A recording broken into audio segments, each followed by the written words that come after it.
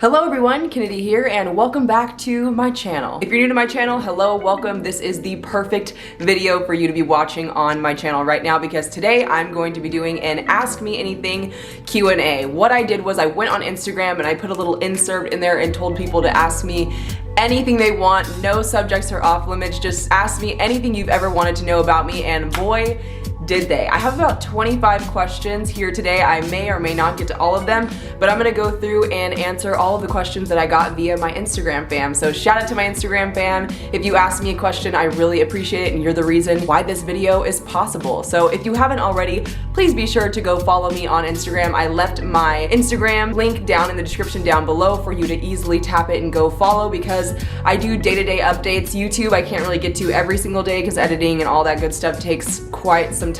So yeah, like I mentioned, this is a Q&A video, so I'm going to be going through rapid fire answering all the questions that I got asked, and hopefully by the end of this video you get to learn a little bit more about me, how I think, what I'm about, and what kind of questions that I get from my peers over on Instagram. So without further ado, let's get into the first question. So the first question is, if you could live anywhere in the world, where would you live? So this is kind of a loaded question for me because if you followed me for a long time, you know that I do travel the world pretty often. I do travel across California. I just love to travel. So one of my biggest recent travels was to India, which was a few years ago. I did my yoga teacher training over there, and I was living there for just a little bit over a month, and I absolutely fell in love with the city that I was in, which is Rishikesh. I absolutely loved the entire vibe of India. It was so fabulous. So if I could, I would move there in a heartbeat. But from what I know, because when I was over there, I was definitely asking around, highly considering never coming back to the States. I was like asking around, how much does it cost to live here? What do I have to do? And all of the locals basically told me that it is super hard as a non-India resident or a non-Indian to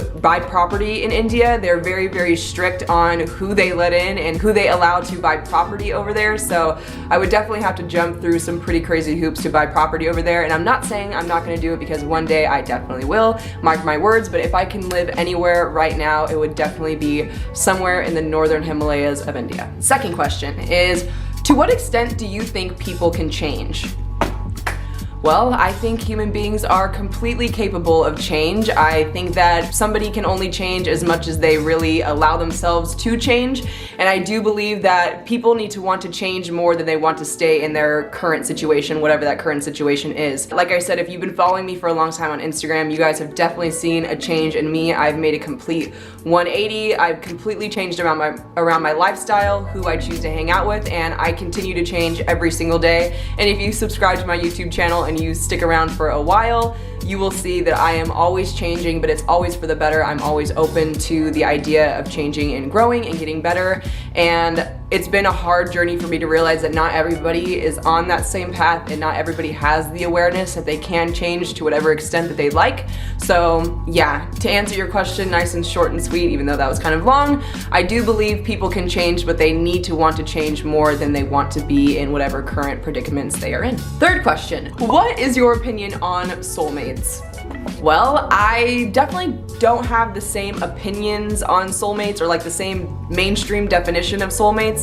My personal definition of soulmates is anybody that you connect with on a deeper level, like a more spiritual level, just a deeper level than like surface level, like you guys like the same genre of music and the same type of movies and the same places. Like, no, like to me, a soulmate is somebody that you're able to intellectually connect with, like on a spiritual level, on a mental and emotional level, just somebody that you're able to connect with. And I think that soulmates can be found in pretty much any type of person that you run into. I know the mainstream idea of like a soulmate is somebody who you're in an intimate relationship with, and for me it's like you can find a soulmate in a best friend, even in like a family member maybe, or of course in a boyfriend or a girlfriend, in a random stranger. Like I feel like I've met some soulmates, some of my best soulmates, randomly at a concert or at a festival somewhere, and people that I still talk to today, and we connect on all different types of levels. So I just believe that you can find a soulmate in pretty much everyone, and I absolutely do believe in soulmates. The fourth question, we got a troll, okay? And I love the trolls online, but I definitely know the trolls that I actually know and talk to in real life. So this guy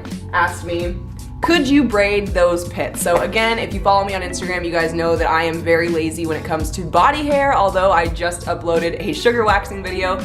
I am super lazy when it comes to body hair, and I get around to it when I get around to it, and sometimes if I'm on the gram and I have something to say and my armpit hair is showing, Of course, people are going to see it, people are going to pick up on it, but this guy is definitely disturbed by my body hair. He always comments on it, and I'm just sitting here thinking like, bro, don't you have a wife you need to be worrying about? Like, go worry about her armpit hair.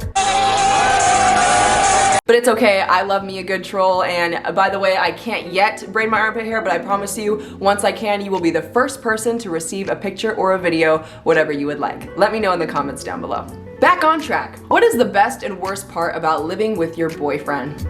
Well, I can't really think of the worst part about living with my boyfriend. I can think about the best parts about living with my boyfriend, but I honestly believe that if you can identify in your relationship the worst part about your relationship, like something that is just bringing you down every single day, it's hindering on your relationship, you definitely need to highly consider getting the fuck out of that relationship. Like I said, it's really difficult for me to think about like the worst part about living with my boyfriend. If I had to say something, I would say the worst part about living with him is that he's always hungry and I always am cooking, but I'm always hungry too, and he's a vegan, I'm a vegan, so it's like, it's not like I have to go out of the way and cook for him what I wouldn't eat myself. Like, thank God this man is a vegan. I am so freaking grateful for him. But yeah, the worst part about living with my boyfriend is that I'm constantly cooking. But I mean, now that I'm getting a little bit more busy, like you guys know, I have a cookbook that's getting released really soon. He's been doing really well on getting into the kitchen and making me lunch and breakfast and dinner and stuff like that. But yeah, I can't really identify like the worst part about our relationships. Like, we don't really ever fight. We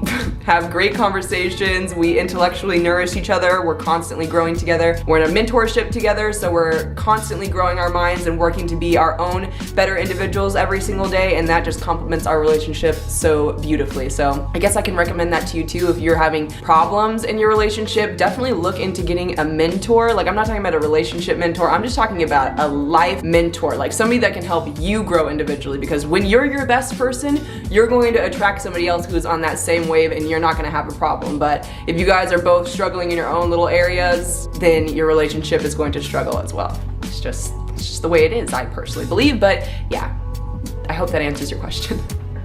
Fifth question, fourth question, sixth, I don't even remember where we're at, so I'm gonna stop just throwing out the numbers. But next question is, how long have you been vegan? Well, I have been vegan for this year. On September 25th, it is going to be my third year being vegan, and I absolutely have no regrets. I would never, ever go back to eating meat. I am not one of those vegans that's gonna be like an ex-vegan in some odd years. Like, I am very emotionally connected to the ethical side of veganism, not the plant-based diet, which people kind of get the two confused. But I am very, very emotionally connected with the idea of living a vegan lifestyle and living and let live and not killing off animals for food, quote unquote food, and eating their flesh for nourishment. Like, there's nothing nourishing you can find in a dead body part or animal secretions. Like, not at all. Like, I'm very, very hardcore vegan till the day I die. I will never look back. Never ever in my life. Okay, next one. This is fun. Favorite go-to snack? I have a few.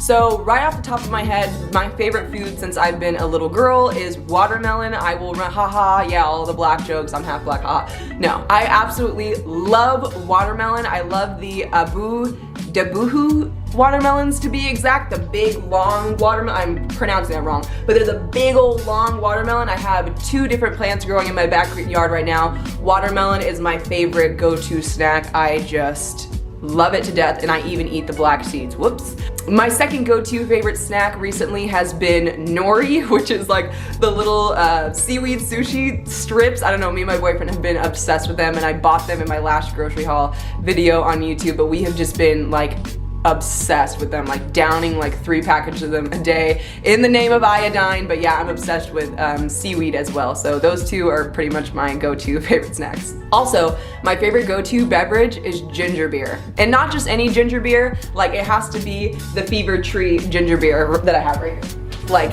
this, it's the best ginger beer in the game. If you ever are at Target, because I know they have it at Target, they have it at like Safeway and Save Mart stores, Fever Tree ginger beer is the best ginger beer in the world, and it has no alcohol. I don't drink alcohol, but it's just so damn tasty. You gotta get your paws on it. Next question. How much value do you place in numerology and astrology? So I'm wondering if this person's been following me on Instagram for a while, because if you have, you caught me.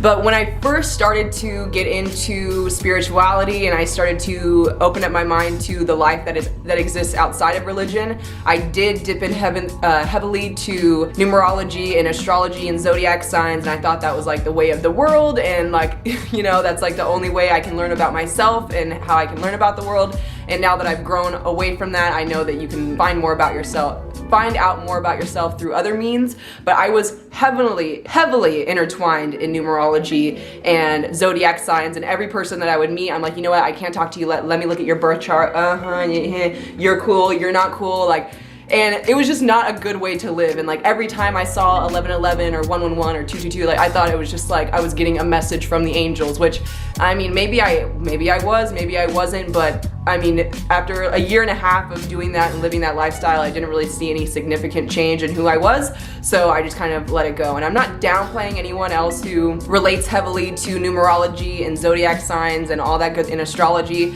I definitely don't downplay them at all. I think it's really cool. Like, whatever helps you be a better person, stick to that. But for me personally, it just didn't really stick for that long. Next question is, how did you go about going vegan?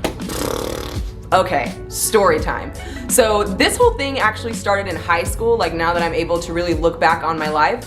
It started out in high school. One of my friends at the time, I remember exactly where I was, like I was in high school, on the high school campus in senior court, and she came up to me and was just like she got shot, or like she saw somebody just get shot. And she had mentioned that she just read a study, and it mentioned that red meat is one of the most unhealthiest meat that people can eat, and that it actually is on like the class 1A carcinogen list, to like known to cause cancer. And so immediately after hearing her kind of preach to me her little spiel, I trusted her. I was like, you know what? That makes a lot of sense, because every single time I eat red meat, I feel like shit. So I was like, you know, it's nothing to me. I'm just gonna drop it. So I stopped eating red meat that day. I was a junior in high school. And then as my life kept going on, I kept noticing, like, whenever I was eating chicken, like it would just really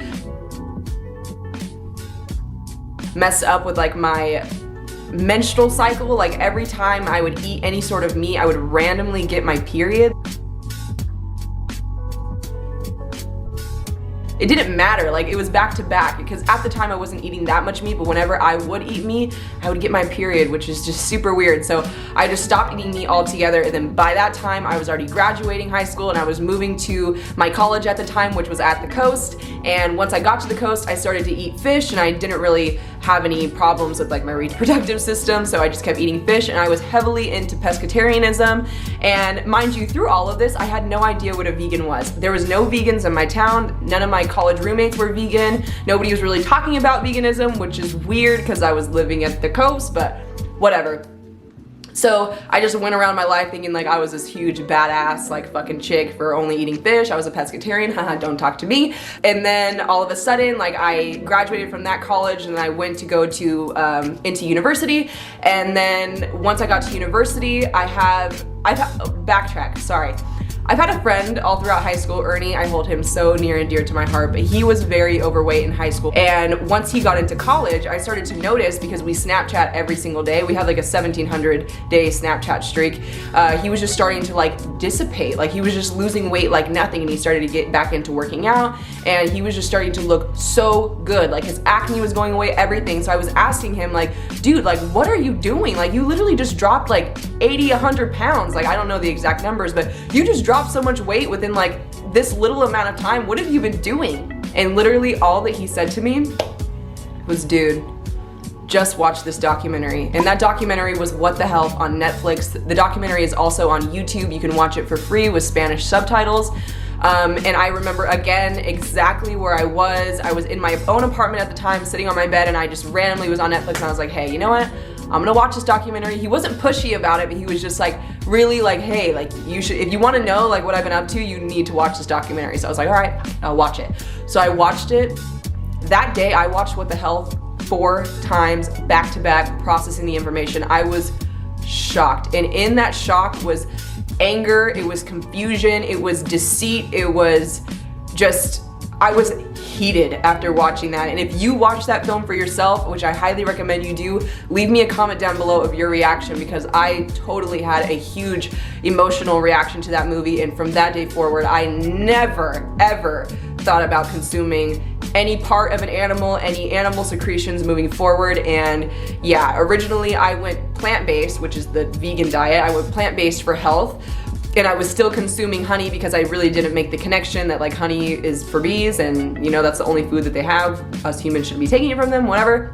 So I was consuming honey. September 5th was the day I watched the film. I stopped consuming honey that December after I started to get into more of the ethical side of veganism. So at first I went vegan just for health, and it wasn't for weight loss or to lose my acne, although I did like have those issues. Not like, I wasn't ever heavy, but I was bloating in different parts of my body. Like my stomach always had a pooch, and I always had like little like double chin going on, and like my face would just be swollen constantly. And literally within a week, honestly the next day, I felt 100% better. I was going to the restroom regularly 3 times a day, like we all should be. Everything was just functioning better. I just naturally started to work out more, and that's really where I got in heavily to yoga. I spiritually felt better, which spiritually has nothing to do with veganism, but just like my understanding of the world and how we literally are all one, and animals are not meant to be put on our plates, and the karma that is around eating animals, these diseases that are literally coming from eating animal flesh and their secretions. Like, I'm telling you, it just all clicked like night and day. And so from that point on, I was 100% plant-based, and then in December I went vegan, and like I said, I'll never look back. It's a part of who I am. Once you know better, you do better, and I know better, so I gotta do better, you know? Like, I know what happens in these industries. I know that the government does not have our best interests at heart when they try to give us health recommendations and healthy food recommendations. So it's like, I refuse to support a system, a food system, a medical system that was literally built to work against me,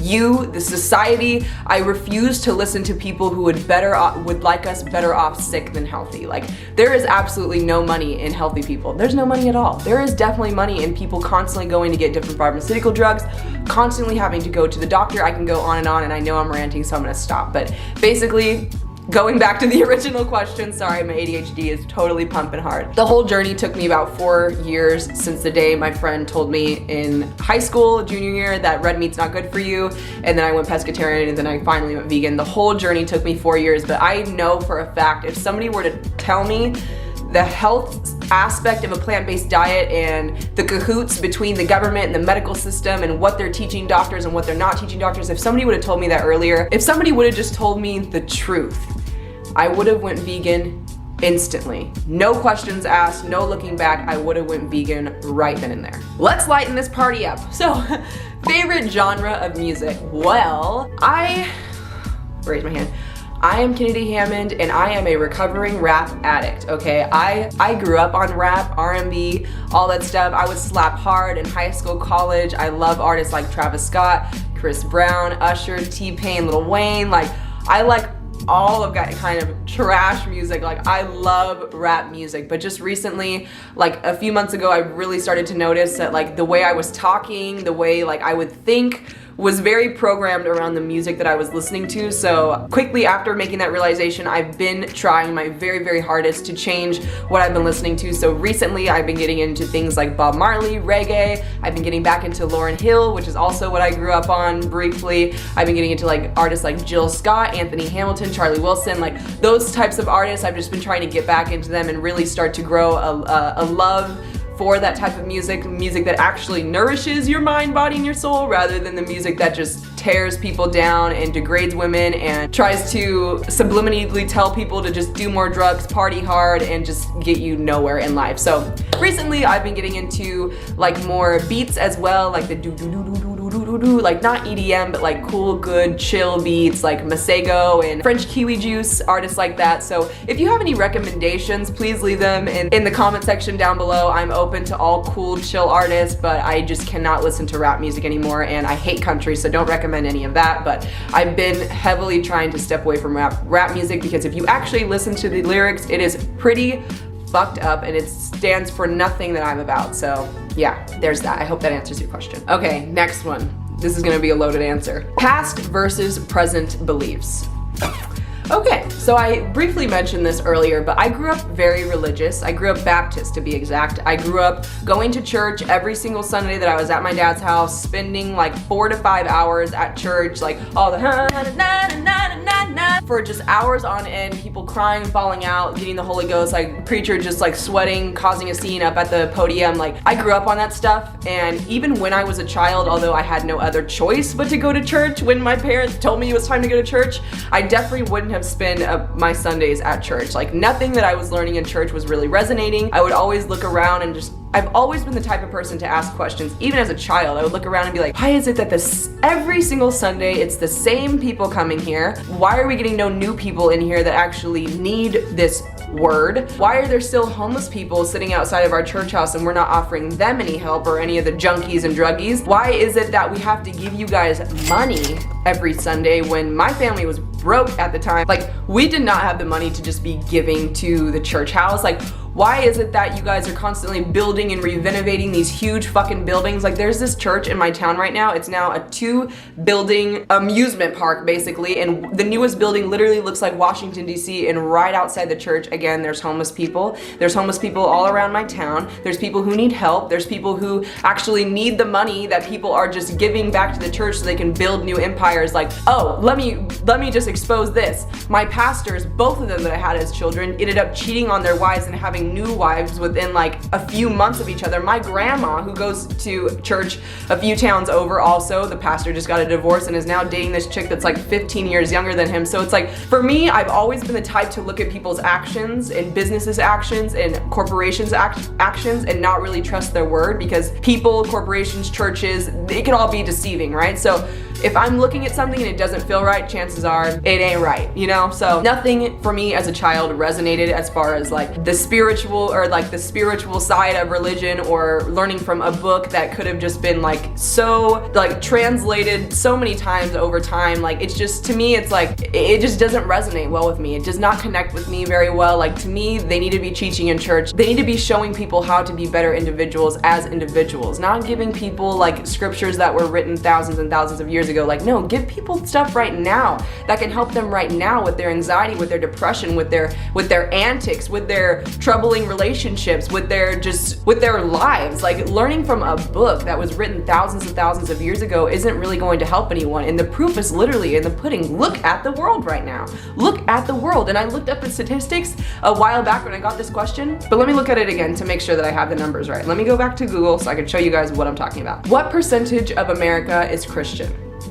According to Wikipedia, Christianity is the most adhered to religion in the United States, with 75% of polled American adults identifying themselves as Christian in 2015. There it is. So 75% of America is considering themselves as Christian. And look at this country. Most of the governors, most of the people that are in politics all claim to be Christian, and look at them. You know what I mean? So it's just like, I no longer right now in my life right now adhere to any sort of religion. I definitely do believe in God. I believe in higher powers. I believe in the power of God. I believe in all of that stuff, but I don't believe in the label of religion, like putting Christianity or Baptist or Buddhist or Hindu. Like, no, it doesn't matter at the end of the day. Like, to me, that labels don't matter. Like, it's just ridiculous. So the difference between my past and present beliefs is that I no longer adhere to any religion whatsoever. If I had to adhere to any religion, it would be love, because that's how everybody, in my personal opinion, should be coming at life and coming at other people. So yeah, I no longer believe in religion. This is funny. Thoughts on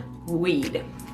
Anyone who was close to me, especially in college, knows that I was a big stoner. So a success story, I went all throughout high school, no shit. Never smoked a joint, any little lick of weed. I never had an ounce of alcohol, never drank, never smoked all the way through high school. That was the promise that I made to myself as a child for whatever random reason. I was so weird as a kid. But as soon as I got to college, I still never drank, still don't drink to this day, but I did get into the marijuana. I loved smoking weed in a college. Like, I was by the beach, everybody was on that hippie vibe, we'd all be at the beach. I'm like, what's up, spark it up, Sparky? My camera died, and it looks like it's going to rain, so sorry about the lighting change, but we're back. Where did I leave off? Oh yeah, that's right. Yes, I was a huge stoner in college. I loved smoking weed, and up until honestly recently, like literally like 5 months ago, I was still smoking weed almost every single day. So yeah, the sober life is pretty new to me, but I absolutely love it. Honestly, I didn't stop smoking weed because it's like, it was like a horrible sin straight from hell sort of thing. It's just I have a lot of things that I'm trying to get done, and being a stoner and just vegging out and smoking weed all day is not gonna get me very far. So I quickly stopped, and now I'm just getting so much stuff done, and I absolutely love it. But I can't deny, if I ever, you know, am at a little party, a little get together way down the road, or if I'm on a vacation, I may, you know, puff a little bit of that good, but I'm definitely not a day-to-day stoner, and I definitely don't like to demonize weed like society would like to. I don't think weed is horrible. I think that weed is probably one of the best things that you can do if you're trying to let loose. I do not care for alcohol. Cigarettes are disgusting. You know, all of the other like mainstream things that are the mainstream drugs that are socially acceptable, I do not agree with. Like the things that are legal, like cigarettes and alcohol, like what the fuck? When did that stuff get a pass to become legal and they just completely didn't allow weed? Like I just don't know who the hell was in charge back then. Like I wish the roles were switched. And it's kind of funny because I read this meme and it said like if everyone grew up with dads and parents that smoked weed versus drinking alcohol, how much different whatever generation that was would have been. And I think it's, oh, there's the sun. How much different the world would be, and I can totally advocate for that. I think that the government, again, actions speak louder than words. Why the hell would you make something like weed illegal when no one is really beating on their wives or breaking into freaking clothes stores or gas station stores at night high on weed? Like, no, people are drunk or on heroin or on fentanyl, things leaking out of pharmacies. Like, I just, you know, again, I don't want to get into a rant, but I don't think weed is bad. I think it's cool if you know how to manage your time well and you're still getting your shit done. I think weed is perfect, okay? There it is. Next question, very suiting as to all of the hype going on the interweb right now. Thoughts on 5G? You know, there's this huge hype right now about 5G and like how it's out to kill us all. And I am not saying it's not, but I also am saying that the government is just focusing on the wrong things. Like, why are we trying to advance so far into technology when we still have people struggling with the most basic things about life? We still have people with mental health issues.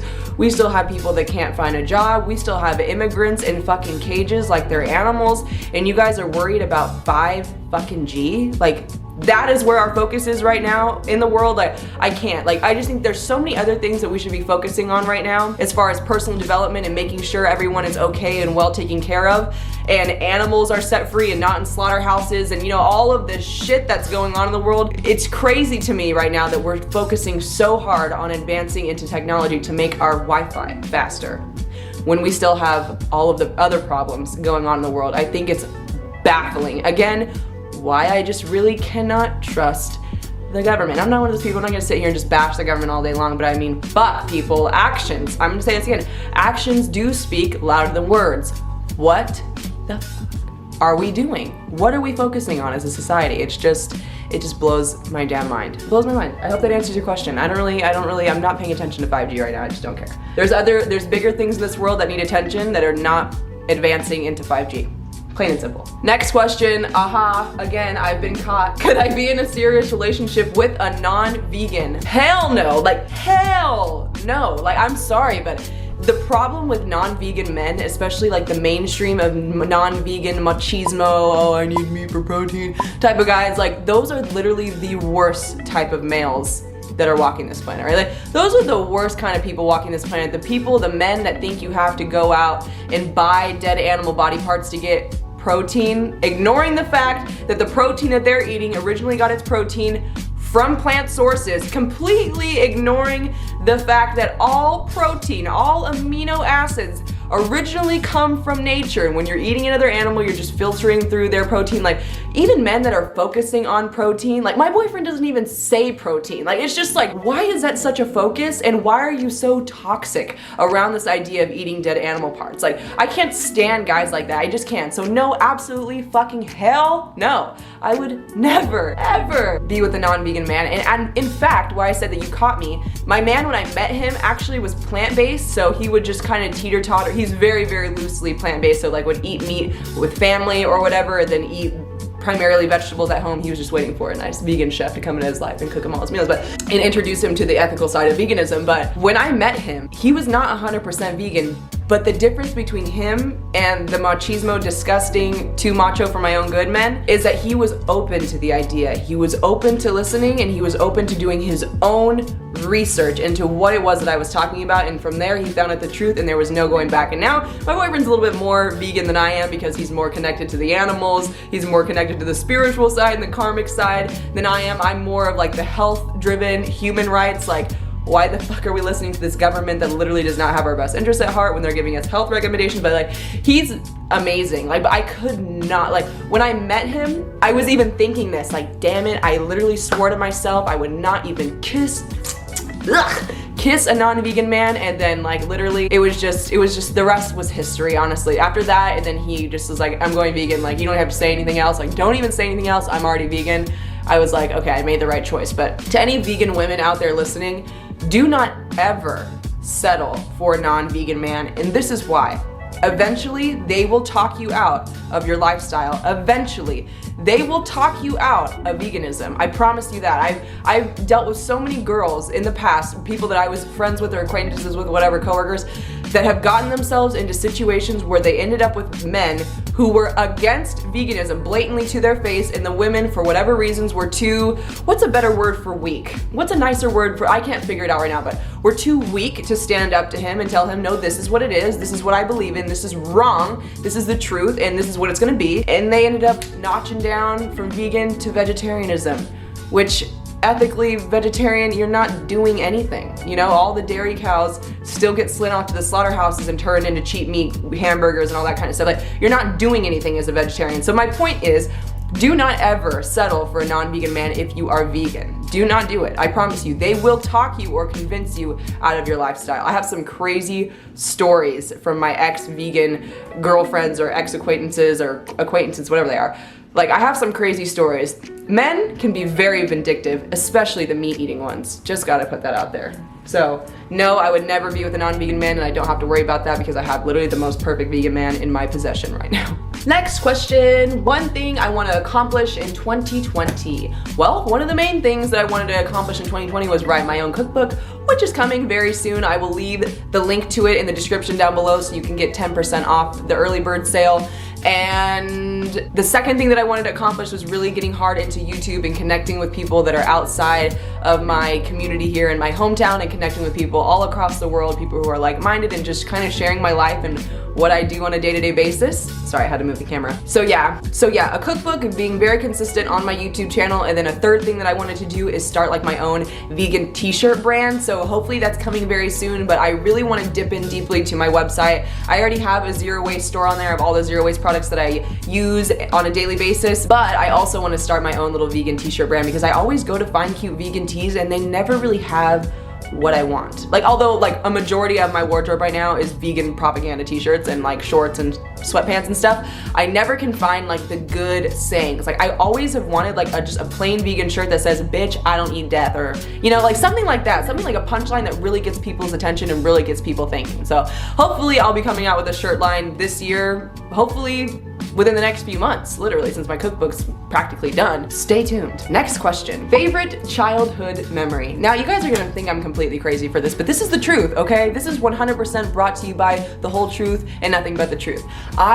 One of my favorite childhood memories was going back and forth between my mom's and my dad's house. So my parents were divorced before I could even remember them being together. I think they got an official divorce when I was 18 months. So from as far back as I can remember, I was just going back and forth from house to house. And one of my favorite childhood memories was being able to like be at my mom's house, and if I didn't like something that she was saying, I'd call out my dad and be like, hey, come get me.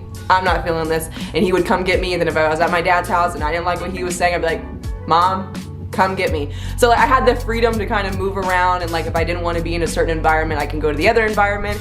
And I was just given that freedom to kind of have two different homes and different places to escape to, and it was just really nice for me. And I know that that's not the case for most people. I feel like I was growing up at a time where divorced parents wasn't really all that popular, and it was just starting to kick off when people started to really get divorces like left and right. I was like one of the only kids that I knew in like first, second grade that actually was like going back and forth constantly between between mom and dad's house. And yeah, I loved it. They were dating around, so they had new boyfriends and new girlfriends, and then I got to meet their families, and some of those people had kids, so I got to have brothers and sisters very briefly until they broke up.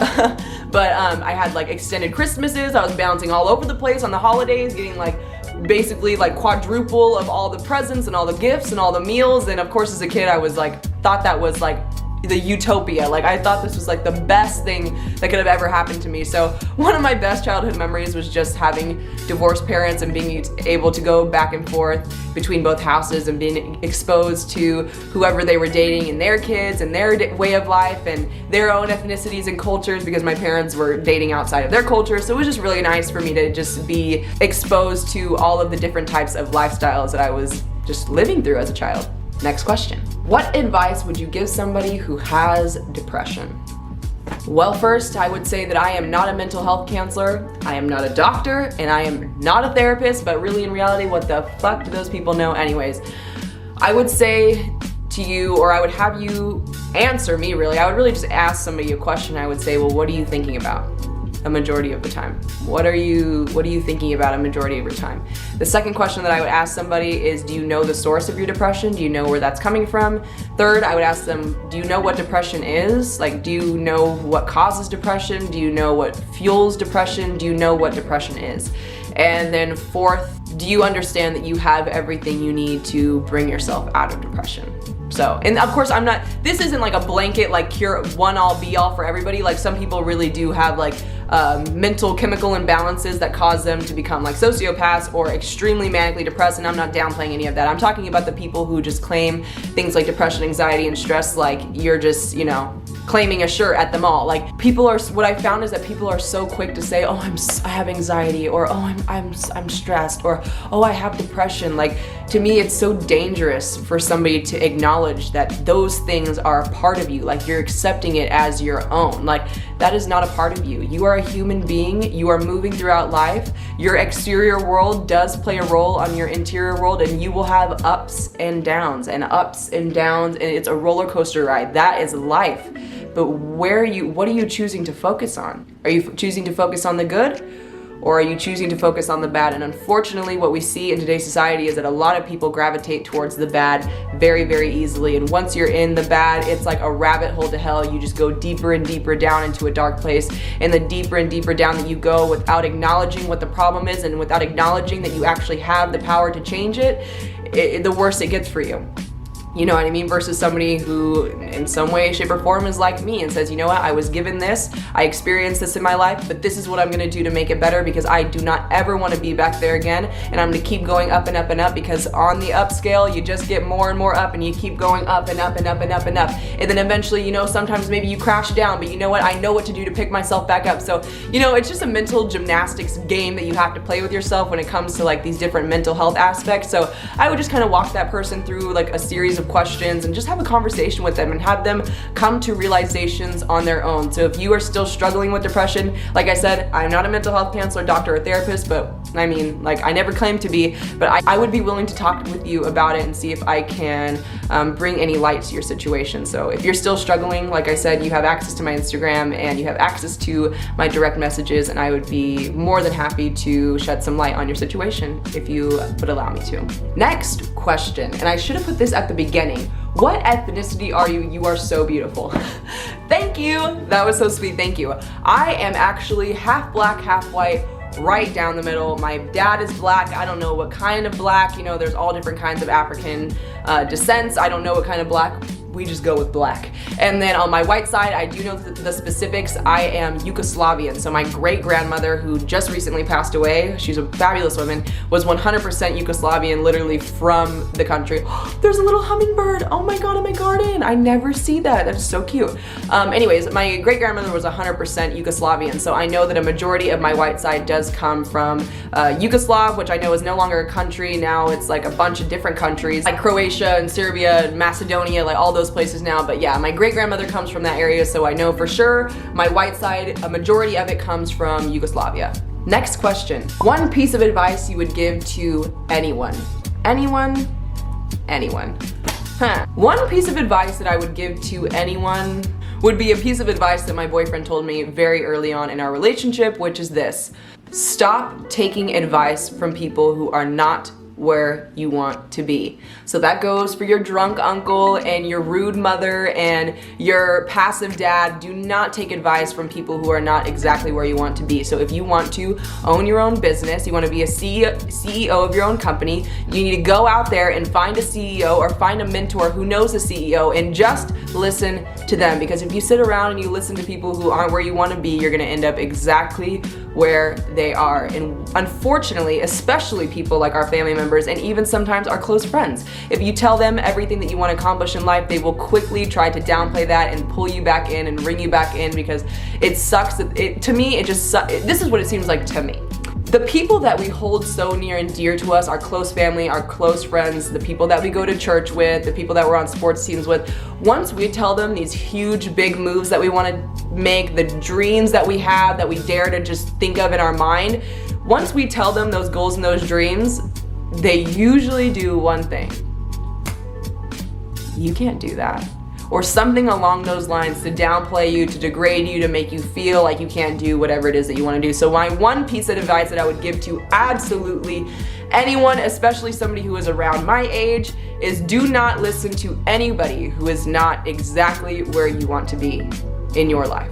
And I follow that up by saying find a mentor, because I'm telling you, once I found a mentor, it was a wrap. Like, there's nothing holding me back. I won't listen to anybody else's shit. I'm not taking anybody else's shit. I'm only listening to my own shit and nobody else's, and that's just how my life is, and my life's been great ever since. So find a mentor is my second piece of advice. And dun dun dun, final question. So the final question is, what are you most grateful for? I'm sorry, did you want to be here for 5 more hours or just 5 more minutes? No, I'm just kidding. Very, very quickly, what I'm grateful for is I'm grateful for myself. I'm grateful for my mindset. I'm grateful for my open-mindedness. I'm grateful for the community that I have built around me. I'm grateful for my boyfriend. I'm grateful for my cat. I'm grateful for my garden. I'm grateful for my ability to push past things that would normally weigh other people down. I'm always up for a challenge. I'm up for growth, always, constantly. I am relentless in what I want, and I will not stop until I get there. If there's something that I want, nothing is gonna hold me back. And in fact, if I know that there's something that's gonna hold me back, that makes me wanna push even harder to get to where I wanna be. So in very, very short words, in like a 60-second span, that is what I'm grateful for, and I hope you guys can get the gist of kind of the person that I am. I am relentless. I am ambitious. I am dead set on my goals. I know exactly what I want in this life, and I will not stop until I get there. So I'm grateful for the mindset that I have on my head, because not a lot of people have this. And I see in the people that reach out to me and the people that ask me for advice, I see it almost every single day, is that people are just allowing their lives to kind of spiral out of control, and they truly do believe that they don't play a role in bringing themselves back up. They're waiting for Prince Charming, or they're waiting to win the lottery, or they're waiting for a stimulus check to come in the mail before they actually do whatever it is that they need to do, and I will not wait. Like, if there's something that I want to do, I'm going to do it right now, and I wish somebody would try to stop me. So yeah, that's what I'm grateful for, if that even makes sense. So yeah, that was basically all the questions that I got asked. Sorry if I did not get to your questions. I just realized that this video is probably gonna be like 3.5 hours long, so I'm gonna cut it down as much as I possibly can. But thank you to everyone that joined me for this video. I appreciate you all, and I hope that you guys were able to learn a little bit more about me, how I talk, what I'm about, a little bit about my past, and what I plan to do in the future. And I'm glad if you've subscribed to have me here along for the journey, because having a YouTube channel has been my dream for the longest time, and for whatever reasons I couldn't pull myself to do it, and now I'm finally here doing it, and it feels so good to actually be doing what it is that I said I once wanted to do. So again, thank you so much for joining me for this video. I hope you guys are all staying well out there. Again, if you haven't followed me on Instagram, definitely go follow me on Instagram and join the Instagram fam. I give daily updates over there, and we have a lot of fun. So if you will, go ahead and click that link down below. And until the next video, I'm sending you guys so much peace, love, harmony, and happiness until I see you again. Bye.